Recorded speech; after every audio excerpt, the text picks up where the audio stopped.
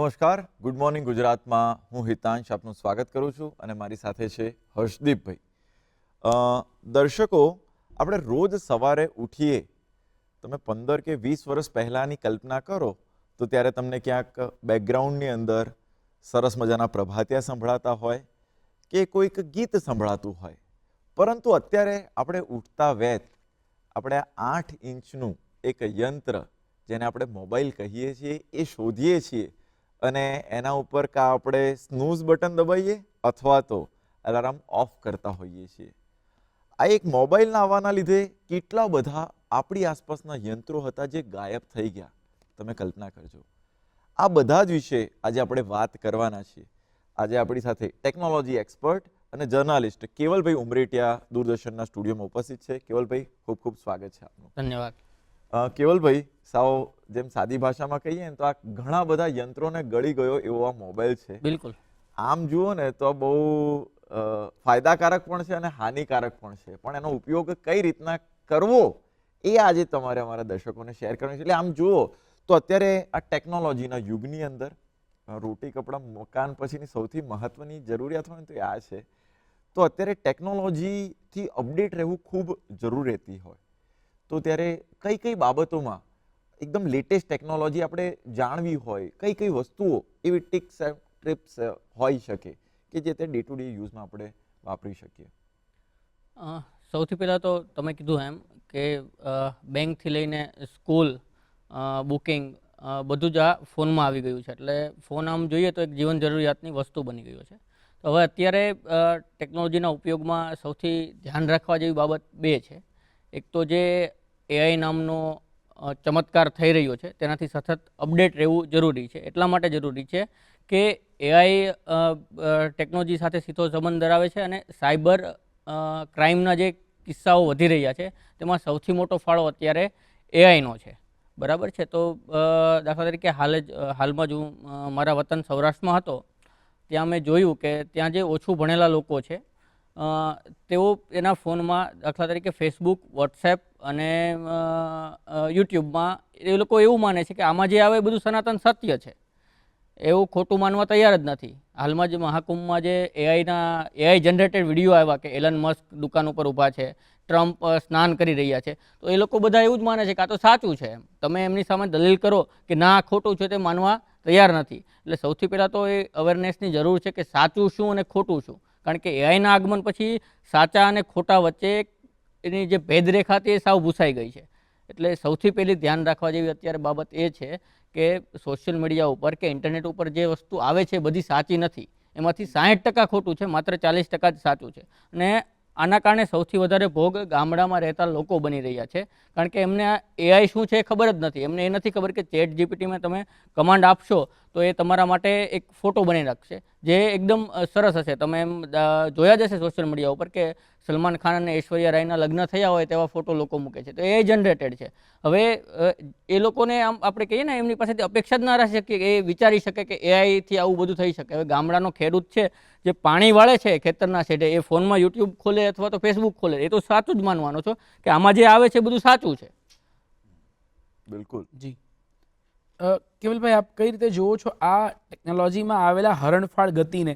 જેમ કે આપણે વાત કરીએ તો આજથી 20 વર્ષ પહેલાં ડોમેસ્ટિક લેબર જે કામ કરતા હોય, ઘર કચરા પોતાથી જોડાયેલા હોય, એ વ્યવસાયોમાં કોઈની પાસે એમના ઘરે લેન્ડલાઇન નહોતા. અત્યારે ખિસ્સામાં ફોન બધા પાસે આવી ગયા છે. તો શું ટેકનોલોજીનું અચાનક બધા માટે સુલભ થવું એ ક્યાંય પ્રોબ્લેમેટિક છે એવું આપ કહેવા માંગો છો? ના, બિલકુલ ટેકનોલોજીનું એવું તો નથી. ટેકનોલોજીનું જે સુલભ થવું તેનાથી જેમ શરૂઆતમાં તમે કહ્યું તેમ જેટલો લાભ છે તેની સામે નુકસાન છે. કોઈ પણ વસ્તુના બે પાસા હોય છે, એક ફાયદાકારક અને બીજું નુકસાનકારક. હવે એ નક્કી આપણે કરવાનું છે કે ટેકનોલોજી, ફોન, સ્માર્ટફોન કે કમ્પ્યુટર એ આપણા માટે કેટલો ફાયદાકારક છે અને કઈ લિમિટ પછી એ નુકસાનકારક છે. હાલમાં જ ઘણા બધા સર્વે થયા છે કે જેમાં હું મુખ્ય બે મુદ્દાની વાત કરું.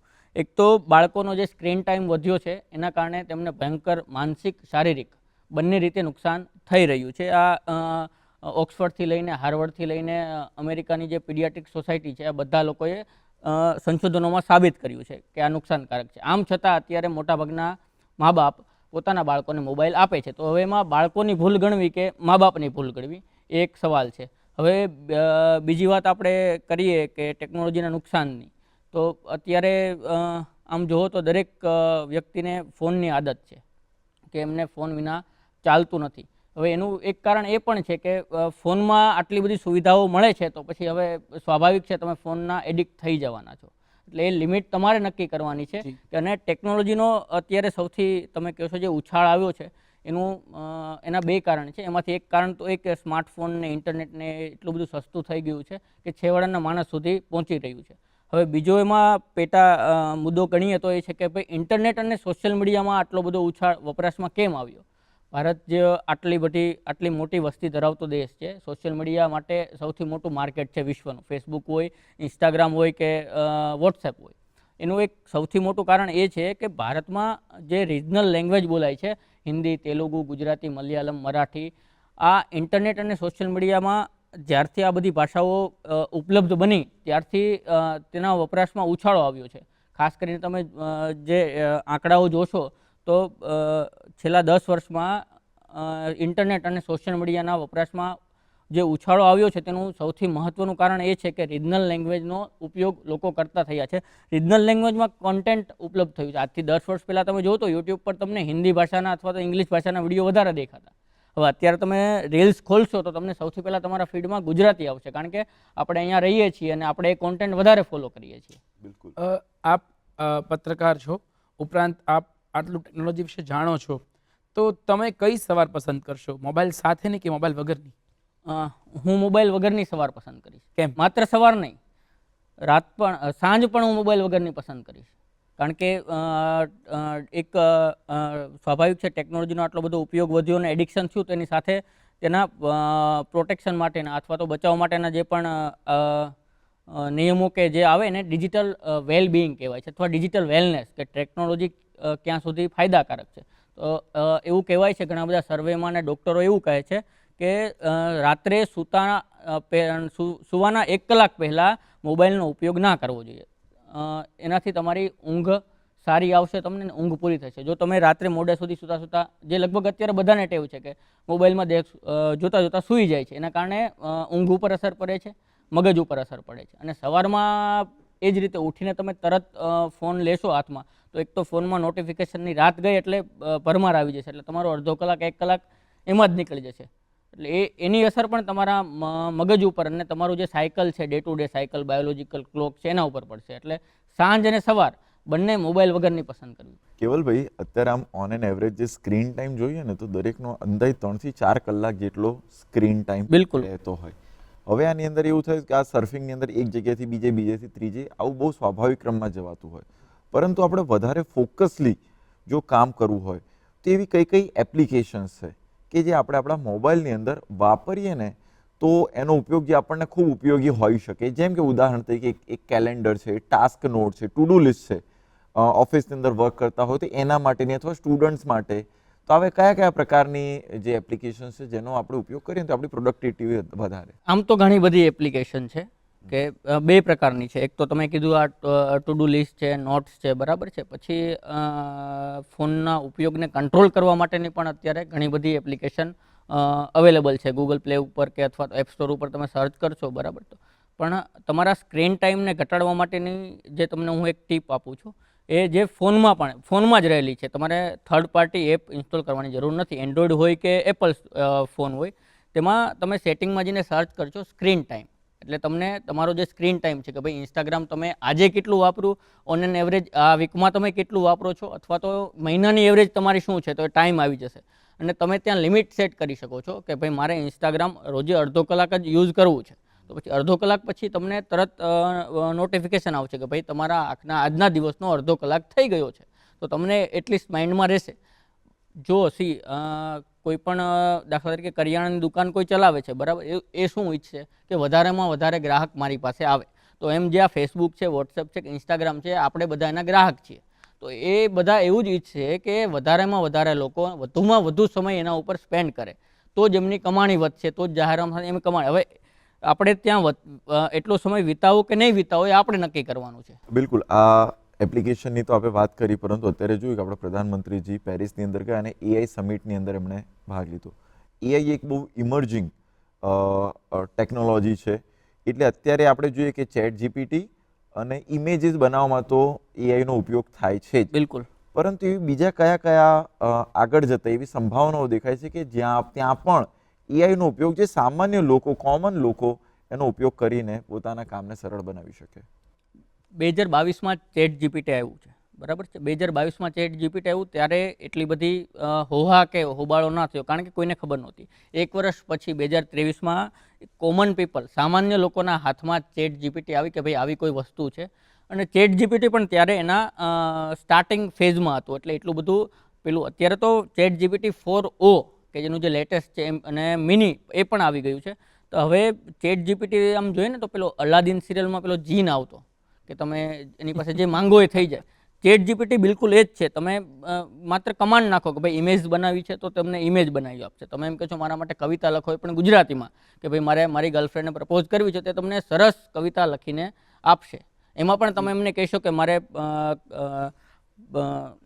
આ શબ્દનો ઉપયોગ કરવો છે, તો એ શબ્દનો ઉપયોગ કરીને જ સરસ મજાની કવિતા, લવ લેટર પણ લખી આપશે. પછી અત્યારે જનરલી સોશિયલ મીડિયા ઉપર અથવા તો લિંક્ડઇન ઉપર એવી ઘણી બધી પોસ્ટ છે કે કોઈ કંપનીના સીઈઓ, મેનેજર એવી પોસ્ટ કરતા હોય છે કે લોકો રિઝ્યુમ પણ ચેટ જીપીટી પાસે બનાવે છે ને એ મોકલે છે. ડિઝાઇન આપવું હોય તો પણ ચેટ જીપીટી પાસે બનાવીને મોકલે છે. એટલે લગભગ એક પણ એવું ક્ષેત્ર બાકી છે. અને હવે અત્યારે જેટલી પણ આઈટી કંપની છે જે વેબસાઇટ્સ બનાવે છે અથવા તો એપ્લિકેશન બનાવે છે, એમાં ચેટ જીપીટી અથવા તો એઆઈ ચેટબોટ ઇન્ટિગ્રેટ કરીને જ આપે છે.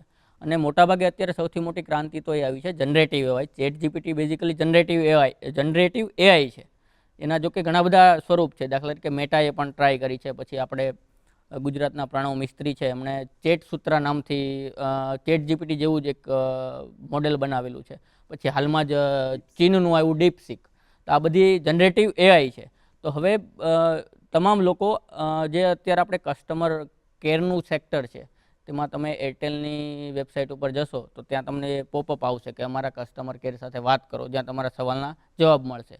એ જ રીતે તમે કોઈ પણ વેબસાઇટ ઉપર જશો કસ્ટમર કેર માટેની, કસ્ટમર સર્વિસ માટેનું, તો જે ચેટબોટ સાથે તમે વાત કરો છો એ માણસ નથી, એ એઆઈ છે જ ને. એઆઈ જ તમારી સાથે વાત કરે છે. અને રહી વાત અન્ય સેક્ટરની, તો અત્યારે જે આવનારા 2-3 વર્ષમાં જે ટેકનોલોજી ઉપર સૌથી વધારે નજર રહેશે અને જે અત્યારે પણ ઇમર્જિંગ કહી શકાય કે જેનો સતત વિકાસ થઈ રહ્યો છે, એ જે એજન્ટિક એઆઈ.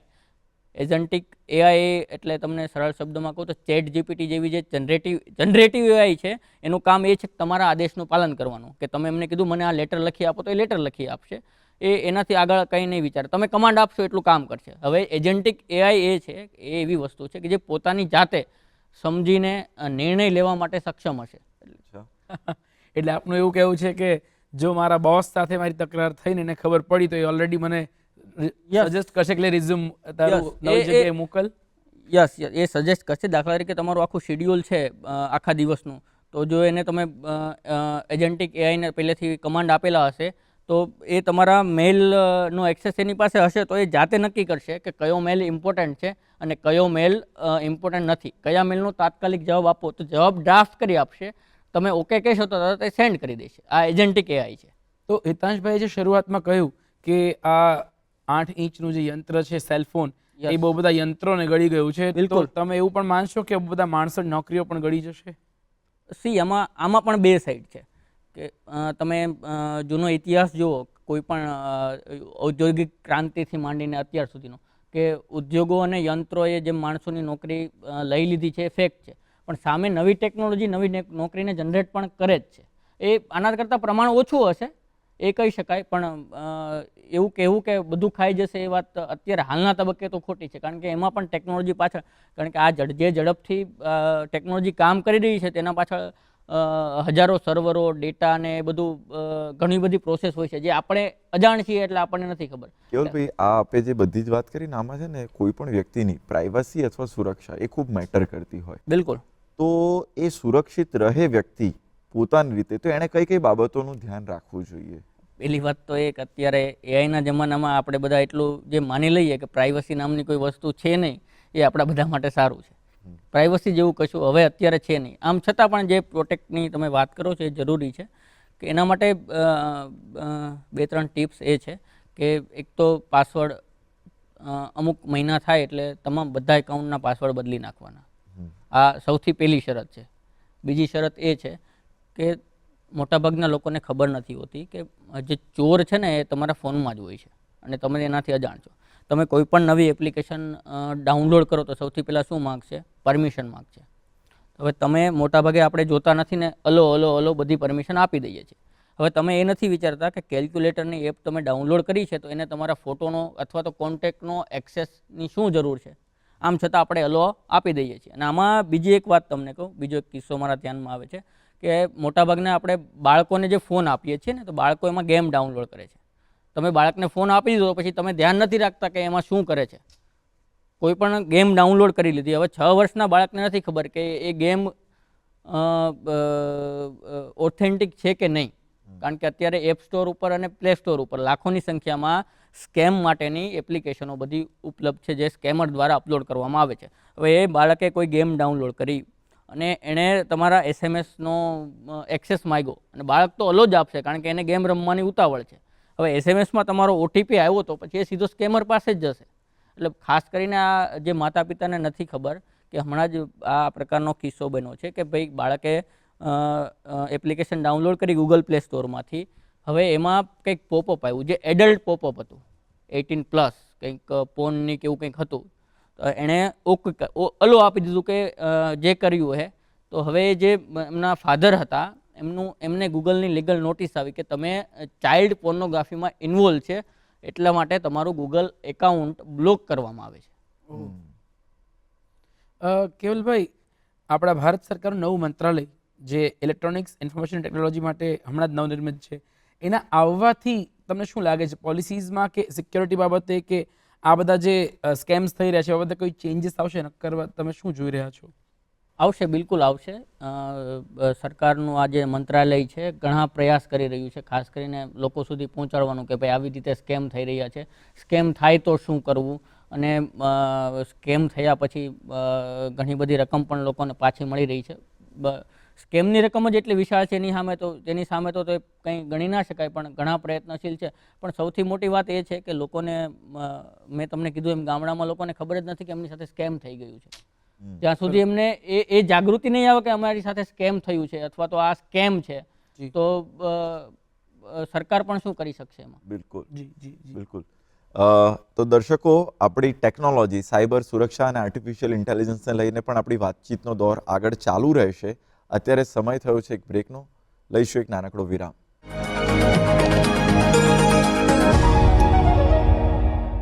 વિરામ બાદ ફરી એક વખત આપ સૌનું સ્વાગત છે ગુડ મોર્નિંગ ગુજરાતમાં. મિત્રો, આપણે વાત કરી રહ્યા છીએ કેવલભાઈ સાથે, જ્યાં અલગ અલગ ટેકનોલોજી અને આઈટી એન્ડ એઆઈને વિષયક વાતો ચાલી રહી છે. પણ આપણે જઈએ સુરત અને જાણીએ કે આ ટેકનોલોજીથી દૂર કલાની કોઈ વ્યક્તિ હોય જે નાના નાના સ્કલ્પચર્સ બનાવી રહી હોય અને એ પણ આપણા સેના અને યુદ્ધની યાદગીરી જોડાઈ રહેલી હોય, એવા જો સ્કલ્પચર્સ હોય તો એ અહેવાલ વિશે વધારે જાણીએ.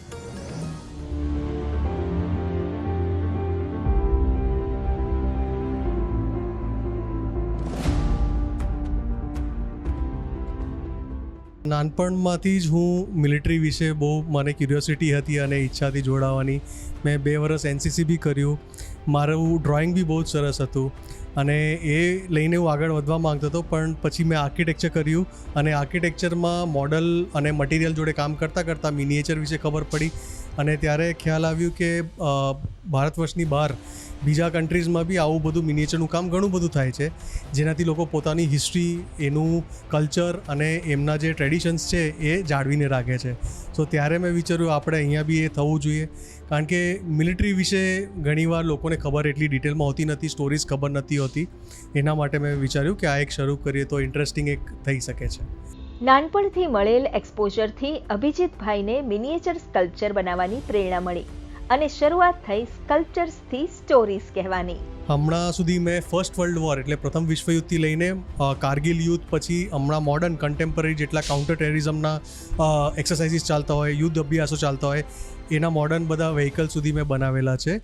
હમણાં આના અંદર I have worked with museums also. Museum જોડે આપણે કામ કરીએ છીએ ઇન્ડિયન એરફોર્સ નેવીના, અને સાથે સાથે એક ઇન્સ્ટાગ્રામ પર પેજ છે પ્રોજેક્ટ શૌર્ય કરીને, જ્યાં આ યુદ્ધના બધા મોડલ્સ દ્વારા આપણે ઇન્ડિયન મિલિટરીની સ્ટોરીઝ વ્યક્ત કરીએ છીએ, લોકો જોડે શેર કરીએ છીએ. કોઈ પણ સ્કલ્પચર્સ બનાવતા પૂર્વે તેની બધી જ વિગતો મેળવવી અને તે વિશે સંશોધન કરવું જરૂરી બની રહે છે.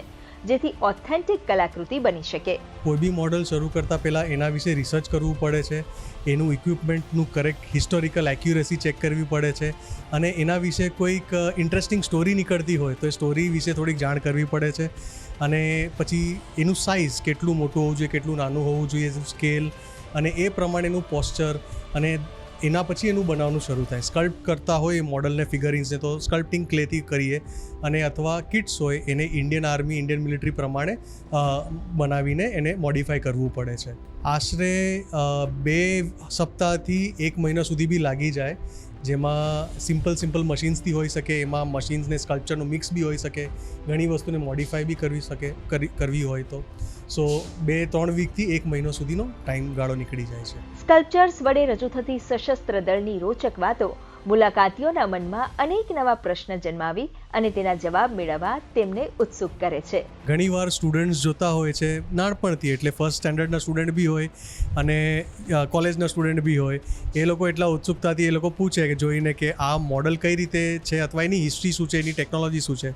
સો ઘણીવાર હું જેમ ડિઝાઇન કોલેજમાં ભણાવું છું તો ટેકનોલોજી વિશે બી આપણે વાત કરી શકીએ, એની હિસ્ટ્રી વિશે બી વાત કરી શકીએ, વપરાશ કઈ રીતે થાય એની વિશે વાત કરી શકીએ, ને ઇન્ડિયન મિલિટરીમાં એનો શું ઉપયોગ થાય છે, કઈ રીતે એની ઇમ્પોર્ટન્સ છે, એના વિશે બી વાત કરી શકીએ. હું સુરતની સ્ટુડન્ટ છું.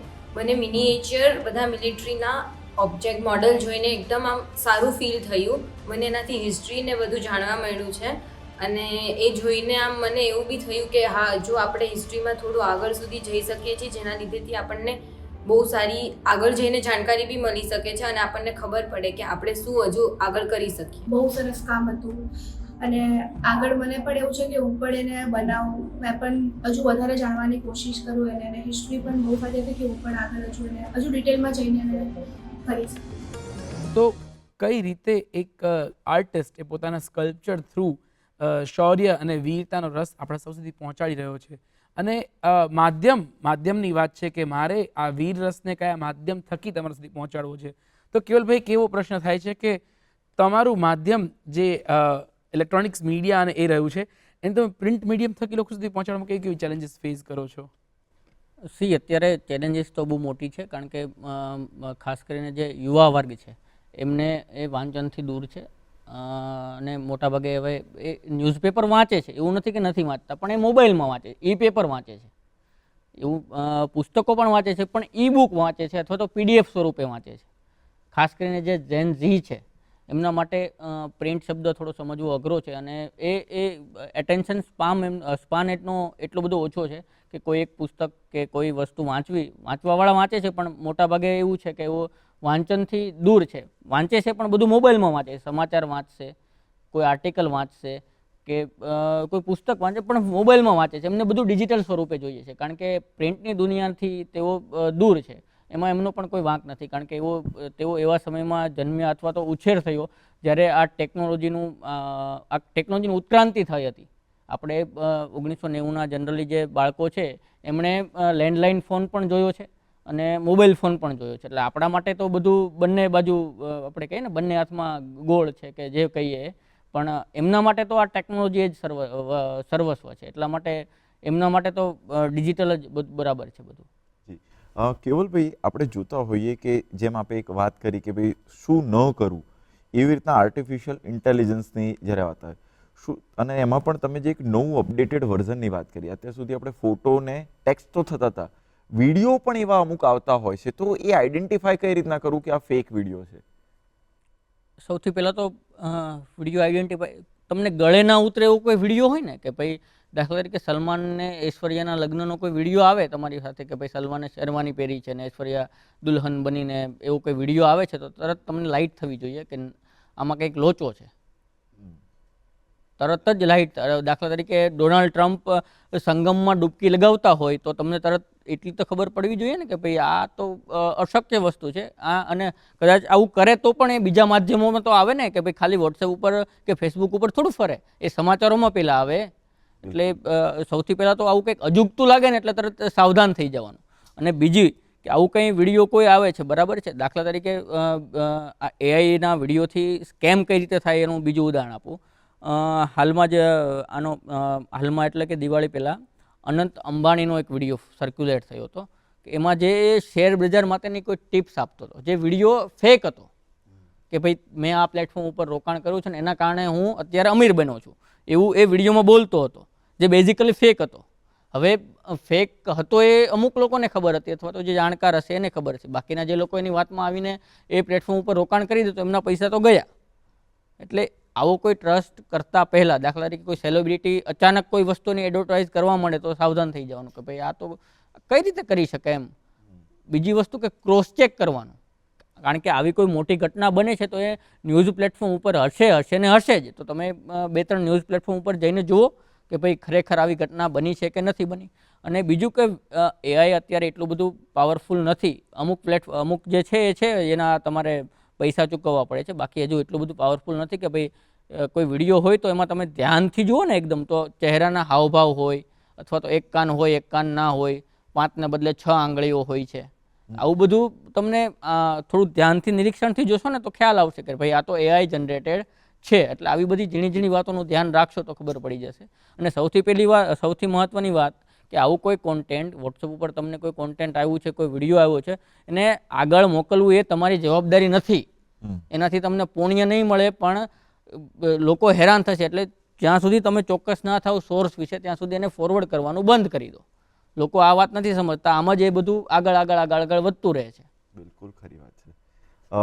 તો જે રીતના અત્યારે ટેકનોલોજી દિન પ્રતિદિન વધી રહી છે એ રીતના હવે એક ઉપવાસનો ટ્રેન્ડ પણ ચાલ્યો છે, અથવા જે તમે ડિજિટલ વેલબિંગ વાળી જે આખી વાત કરી, તો એમાં કેવા પ્રકારનો લોકો ક્યારે એટલે કઈ રીતના એક સમ્યક માત્રાની અંદર ઉપયોગ કરે તો એ વધુ સુરક્ષિત રહેવાય?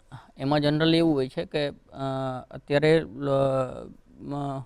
ડિજિટલ ફાસ્ટિંગ નામ આપે છે ને, કે મોટાભાગે અઠવાડિયામાં એક દિવસ, મોટાભાગે મોસ્ટલી સેટરડે યા સન્ડે, એ કોઈ પણ પ્રકારની ટેકનોલોજી કે ફોન વગરનો, ઇન્ટરનેટ વગરનો લોકો પસાર કરવાનું શરૂ કર્યું છે. એનાથી ફાયદો એ થશે કે એક તો તમારી મેન્ટલ હેલ્થ સુધરશે કે તમે ટેકનોલોજીથી દૂર રહો છો, અને બીજું મિત્રો અથવા પરિવાર સાથે તમે મળશો તો તમારા પારિવારિક સંબંધો પણ સુધરશે અને જેની અસર સીધી તમારા સ્વાસ્થ્ય પર થશે. એટલે જે ટેકનોલોજીના અઠવાડિયા દરમિયાન જે હેક્ટિક તમારું હોય ટેકનોલોજીનું, એ બધું સરભર થઈ જશે. ટૂંકમાં જે અઠવાડિયામાં જે નુકસાન થયું છે એના માટે એક દિવસ ઉપવાસ, જેમ આપણે પેટમાં બધું પાચન તંત્રને યોગ્ય બનાવવા માટે ઉપવાસની આપણે ત્યાં પરંપરા છે, એ જ રીતે હવે ડિજિટલ ઉપવાસની પરંપરા શરૂ થઈ છે, જે બધાએ કરવું જોઈએ. આપે જે કહ્યું પહેલાં કે બાળકો કેવી ગેમ્સ ઇન્સ્ટોલ કરે છે, કેવી પરમિશન્સ આપી દે છે જે પેરેન્ટ્સના જાણવા નથી, પણ એની સાથે ડિજિટલ વેલબિંગ માટે તમે પેરેન્ટ્સને કોઈ સૂચના આપવા માંગશો કે તમારું બિહેવિયર કેવું હોવું જોઈએ, આઈડલ બિહેવિયર જે બાળકો ફોલો કરવા માંગશે? કારણ કે મને લાગે છે કે ધીરે ધીરે આનો વ્યાપ વધશે તો એની સામે આપણે એક વેલબિંગ હોવું જરૂરી બની જશે. વ્યાપ વધશે શું, વધી જ ગયો છે. અને ભયંકર એવું નથી કે ખાલી ભારતમાં, આખા વિશ્વમાં સૌથી મોટી સમસ્યા છે અત્યારે મોબાઈલ સાથે ચોંટેલા બાળકો. અને એનાથી પણ મોટી સૌથી ગંભીર સમસ્યા એ છે કે આજના બાળકોને જ્યાં સુધી તમે મોબાઈલ નથી આપતા ત્યાં સુધી એ ખાવાનું ખાતા નથી. કોઈ પણ તમે ગુજરાતમાં જાઓ, મહારાષ્ટ્રમાં જાઓ, અમેરિકામાં જાઓ કે ગમે ત્યાં જાઓ, આ સમસ્યા કોમન છે કે જ્યાં સુધી તમે એને ફોન નહીં આપો ત્યાં સુધી એ ખાશે નહીં. જે એક પ્રકારનો લાંબા ગાળે માનસિક ડિસઓર્ડરમાં પરિણમે છે કે બાળક બોલી નથી શકતું બરાબર, લોકો સાથે વાત નથી કરી શકતું, એનું અટેન્શન બરાબર નથી રહેતું. તો આનાથી પેલું કહેવાય છે ને કે બાળકો માતા પિતાને જોઈને જ બધું શીખે છે. તો સૌથી પહેલાં તો માતા પિતાએ પોતાના મોબાઈલની જે વળગણ છે એને ઓછું કરવું પડશે. પ્લસ એમાં 2 વસ્તુ કરી શકાય. એક તો ડિનર ટેબલ ઉપર નો મોબાઈલ, માતા પિતાનો પણ નહીં અને બાળકોનો પણ નહીં. માતા પિતા નહીં લે તો જ બાળકો શીખશે એમાંથી. બીજી વસ્તુ, બેડરૂમમાં પણ મોબાઈલ લઈને જવું નહીં. તો આ બધી નાની વસ્તુ છે. અત્યારે ઘણા બધા લોકો પોતાના બેડરૂમ ઉપર પેલા દરવાજે બોર્ડ મારે છે કે મોબાઈલ ફ્રી ઝોન, કે ભાઈ આ રૂમમાં મોબાઈલ અલાઉડ નથી. એ જ રીતે બાળકોના રૂમમાં પણ હોય છે અને ડિનર ટેબલ પણ હોય છે. અને ખાસ તો મેં કીધું એમ, માતા પિતા જો શરૂઆત કરશે કે ભાઈ દિવસમાં 1 કલાક બાળકો સાથે મોબાઈલને બધું મૂકીને રમવાનું અથવા તો કંઈક એક્ટિવિટી કરવાની. આમાં એવું છે કે તમે નાનપણથી જ બાળકને જ્યારથી જો મોબાઈલ આપી દો, જે મોટાભાગે એવું થાય છે કે ભાઈ બાળક રડતું હોય અથવા તો કંઈ હેરાન કરતું હોય તો એને મોબાઈલ પકડાઈ દે છે. પણ સ્ટડી એવું કહે છે કે 2.5 વર્ષ સુધીના બાળકને મોબાઈલ સ્ક્રીન બતાવવી જોઈએ નહીં, બિલકુલ નહીં. આપે જે કહ્યું એમાં હું બહુ સહમત છું, કેમ કે ઘરે જ્યારે 8 વર્ષ અને 1.5 વર્ષના મારા ભત્રીજાઓ રમી રહ્યા હોય તો 1.5 વર્ષના ભત્રીજાનું ક્વેક કાર્ટૂન જોયા વગરનું જમીશને વાળું તૂટક ભાષામાં સમજાવવું અને પેરેન્ટ્સનું એને કાલી વાલી કરીને મનાવવાની જગ્યાએ એને સરેન્ડર થઈ જવું એ બહુ Yes. સામાન્ય થતું જાય છે આજકાલના ટાઈમમાં. માતા પિતાને એવું લાગે છે કે આ સામાન્ય વસ્તુ છે, એમને ખબર જ નથી કે આ ભયંકર રીતે ખરાબ વસ્તુ છે. આ અત્યારે નહીં સમજાય, આ લાંબા ગાળે સમજાશે.